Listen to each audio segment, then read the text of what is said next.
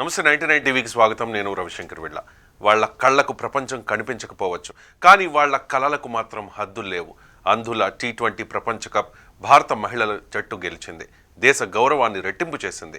కానీ ఆ విజయం వెనుక వారి కళ్ళల్లో ఆనందం కంటే వారి ఇళ్లల్లో ఆకలి ఎక్కువగా ఉందన్న వాస్తవం అందరినీ కలిచివేస్తోంది. ప్రపంచాన్ని కళ్ళతో చూడలేని వారి మాటలు ప్రభుత్వాన్ని కదిలించాయి. హామీకి 24 గంటలు కాదు, అమలుకు 24 గంటలు చాలు అని చూపించిన కథ ఇది. కేవలం క్రీడా విజయం కాదు, ఒక నాయకుడి స్పందన ఎలా ఉండాలో చెప్పే స్టోరీ ఇది. భారత మహిళా అంధుల క్రికెట్ జట్టు కెప్టెన్ దీపిక ప్రపంచ కప్ గెలిచిన తర్వాత డిప్యూటీ సీఎం పవన్ కళ్యాణ్ను కలిసిన సందర్భంలో ఆమె అన్న మాటలు అందరి మనసుల్ని కదిలించాయి. సార్, మ్యాచ్ ఫీజుతోనే మా ఇంట్లో వారికి అన్నం పెట్టాం, మా కుటుంబ సభ్యుల ఆకలి తీర్చామని నిజాయితీగా చెప్పింది. ఆ క్షణం అవి మాటలు కాదు, ఒక వేదన, ఆవేదన. ఆమె మాటలు విన్న వెంటనే పవన్ కళ్యాణ్ చలించిపోయారు.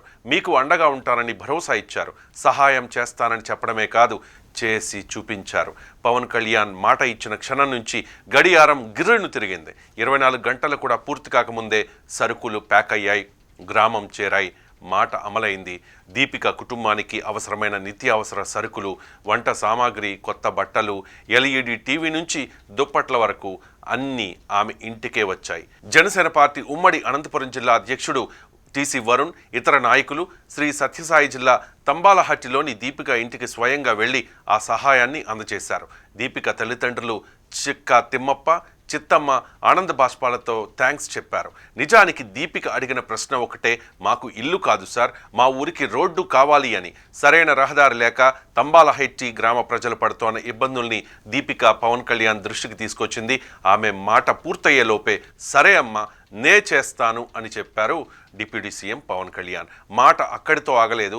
మరుసటి రోజే పరిపాలనా ఆదేశాలు జారీ అయ్యాయి.